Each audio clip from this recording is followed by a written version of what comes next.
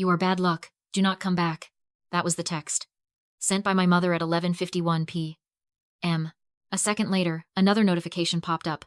Morgan had loved the message. My sister had actually hearted the text, kicking me out of the family. I stared at the screen. My hands didn't shake. My eyes didn't sting. I just felt a cold, hard click in my chest, like a lock snapping shut. I reached for my laptop. On the screen, a single email was waiting from my lawyer. It was marked urgent. Final default. Notice. Awaiting signature. They thought they were cutting off a leech. They didn't know they were challenging the bank. I pulled my security key out of my pocket and plugged it into the side of the laptop. The system turned green. I typed 2 words. Execute, immediately. I hit enter.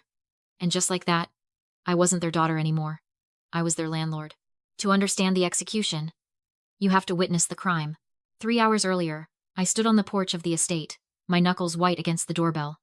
The blizzard wasn't just falling. It was attacking. Ice pellets stung my face like birdshot. My coat, a cheap wool blend I had bought at an outlet, was already soaked through to the lining. The heavy oak door cracked open. Warm, golden light spilled out, carrying the scent of rosemary and expensive beeswax candles. Morgan stood in the gap. She wore a slip dress of crushed velvet that shimmered in the foyer light. She took one look at me, drenched, shivering, hair plastered to my skull, and wrinkled her nose. Ugh. Taylor. She didn't step back. She leaned into the crack, sniffing theatrically. You smell like exhaust fumes and damp wool. Did you actually take the bus? In a weather advisory? The Uber rates were surged, Morgan. Just let me in. And drag that sludge onto the foyer marble? She laughed, a brittle sound that snapped like dry wood. Absolutely not. You smell like public transport. Stand under the awning for 15 minutes. Let the wind blow the pour off you. Then I will check if you are breathable. The door slammed. The deadbolt slid home with a heavy thud. I stood there. The awning did nothing against the sideways sleet. My name is Taylor. I run a company that extracts hostages from war zones and executives from collapsing countries. I have negotiated with warlords. But on this porch, I was just the spare part. The failure. I checked my watch. 14 minutes. I endured every second. The cold seeped into my marrow, making my bones ache. They thought they were teaching me a lesson in humility. They were actually giving me time to do the math. When the door finally opened again, my fingers were too numb to unbutton my coat. I stepped inside, dripping dirty water onto the pristine tile. Stop. My mother, Brenda, rushed out of the living room. I reached for a stack of plush, white towels on the hallway console. She slapped my hand away. Are you insane? Her voice was a hiss. Those are Egyptian cotton. They are for guests. She scanned the room, panic in her eyes, then grabbed a balled-up, gray rag from the corner, the one used to wipe the dog's paws after a muddy walk. She threw it at my chest. It was stiff with old dirt and smelled of wet fur. Use Lucky's towel. And stay on the tile until you are dry. I pressed the dirty rag to my face to wipe the freezing rain from my eyes. Across the room, my father, Robert, sat by the roaring fireplace. He swirled the amber liquid in his crystal glass. He looked at me, then at the puddle forming around my boots. He didn't speak. He just turned his back to the door and took a sip of his scotch. That was the moment.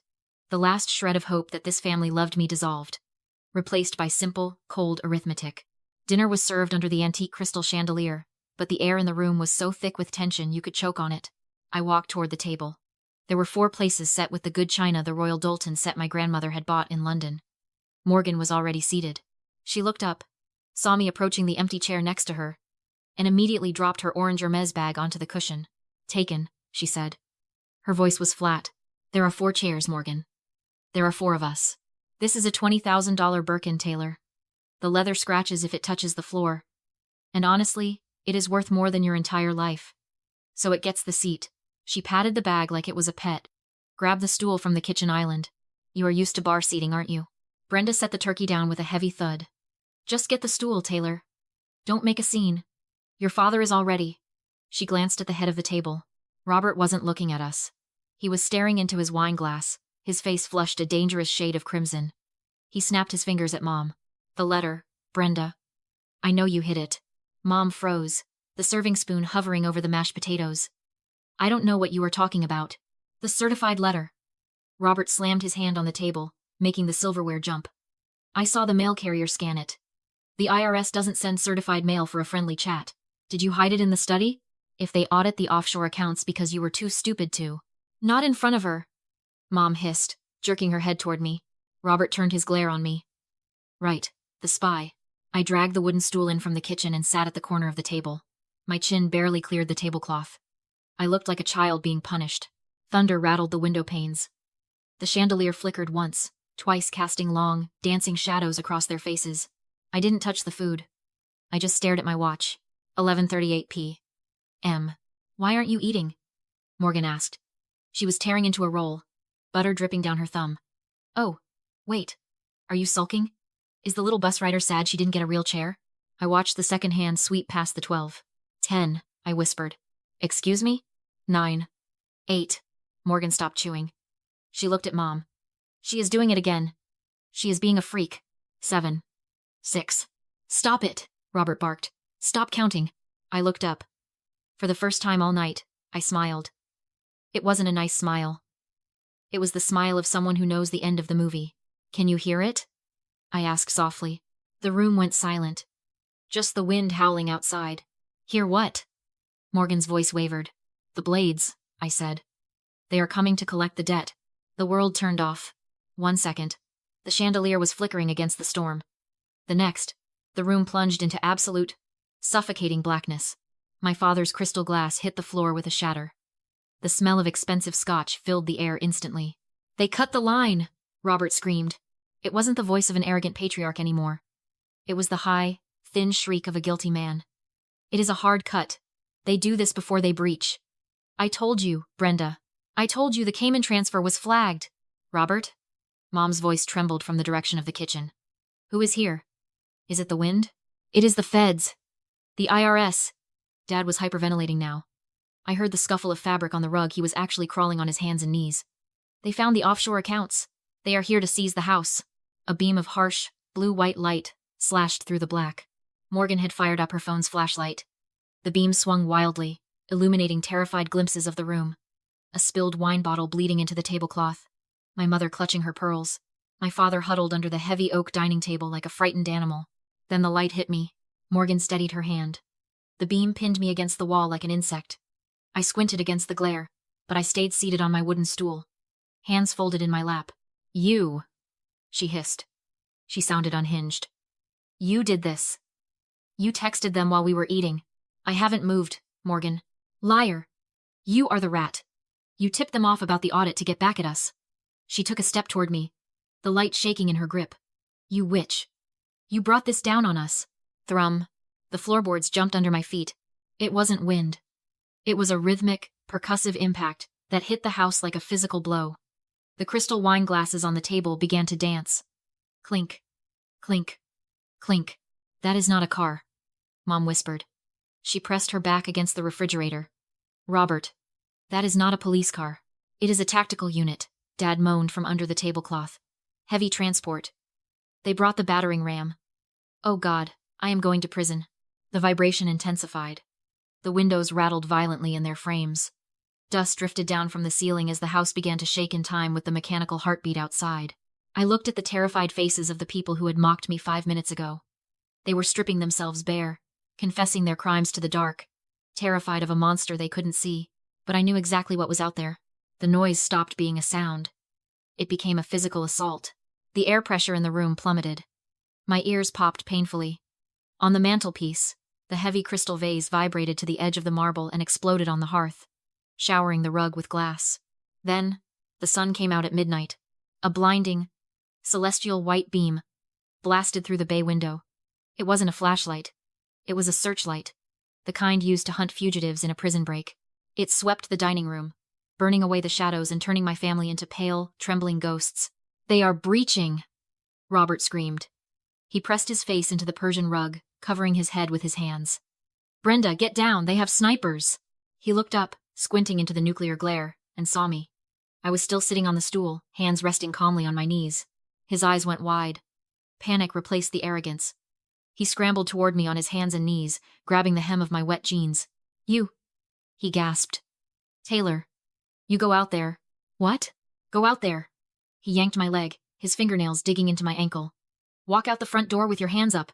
Tell them you did it. Tell them you cooked the books. You have nothing to lose, Taylor. You are nobody. I have a reputation. I have the estate. You want me to take the fall for your tax fraud? You owe us, he shrieked, spittle flying from his lips. We put a roof over your head. Go out there and save this family. I looked down at him. The man who had terrified me for 30 years. The man whose approval I had destroyed myself to earn. Now, he was just a coward, in a sweat-stained shirt, trying to trade his daughter for a plea deal. Crack. The double front doors didn't open. They blew inward. The lock splintered under the sheer force of the rotor wash. A wall of freezing wind and snow slammed into the foyer, swirling into the dining room like a mini blizzard. Papers flew off the desk.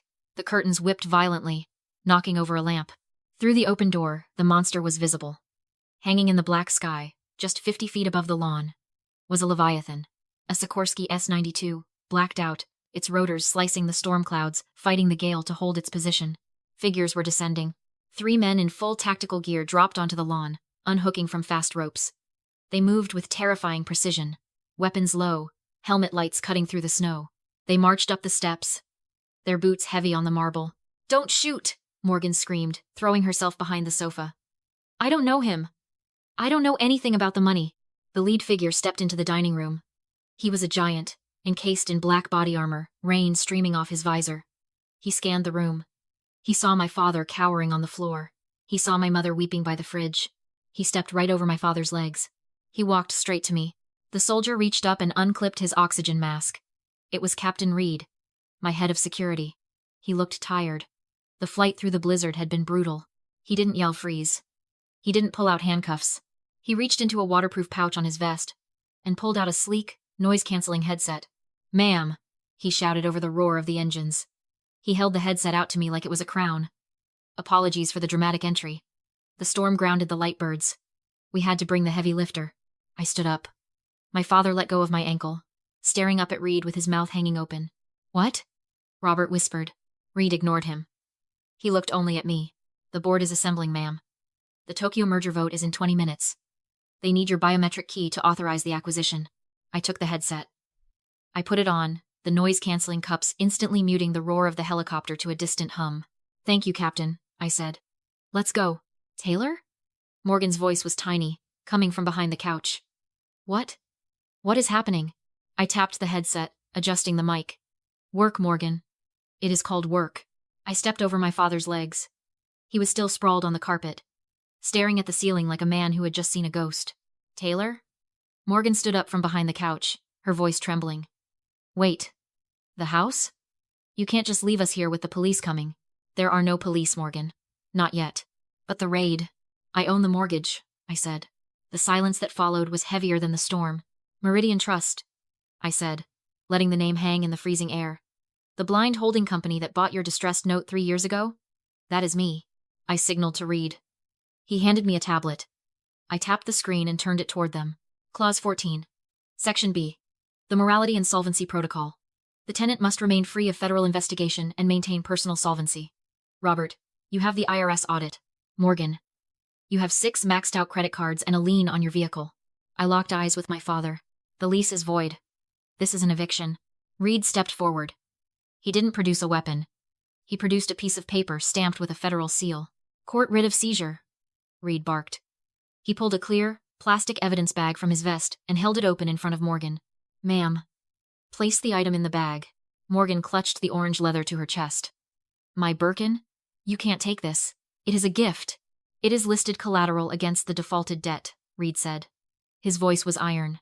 "If you refuse, I will add obstruction of justice to the writ. Put the bag in the sack." Morgan looked at me, begging with her eyes. I didn't blink. With shaking hands, she dropped the $20,000 bag into the plastic. Reed sealed it with a sharp zip. "And the Porsche keys," Reed added. She dropped those in too. She was sobbing now, stripped of the only 2 things she actually loved. "Clear," Reed said into his comms. He handed me a carabiner attached to the winch line dangling from the ceiling. I clipped it to my harness. I looked at my family one last time. They were standing in the dark, in a house they no longer owned, holding nothing but their own arrogance. "Good luck with the audit," I said. I gave the signal. The winch engaged. My feet left the marble floor, and I ascended into the storm, leaving them in the cold.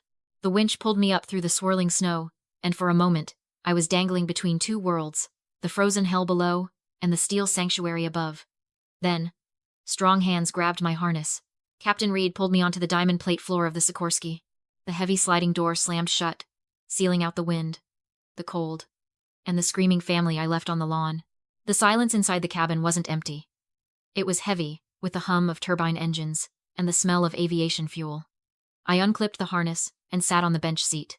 Through the thick plexiglass window, I watched the blue strobe lights of the real police cruisers snake their way up the driveway. They were 10 minutes late to save my father's ego, but right on time to arrest him. Justice wasn't swift, but it was absolute. The forensic accounting team took 4 months to unravel the knot of shell companies my father had built. The trial lasted 3 weeks. Robert pleaded no contest to 3 counts of wire fraud and 1 count of tax evasion. The judge was not impressed by his country club demeanor.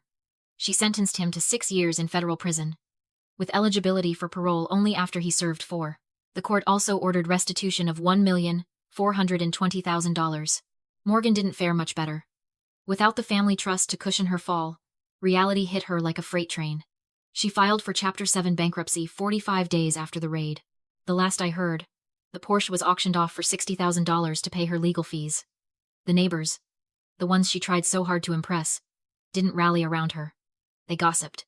The invitations to the summer gala stopped coming. Her social currency crashed harder than her credit score. I didn't rejoice.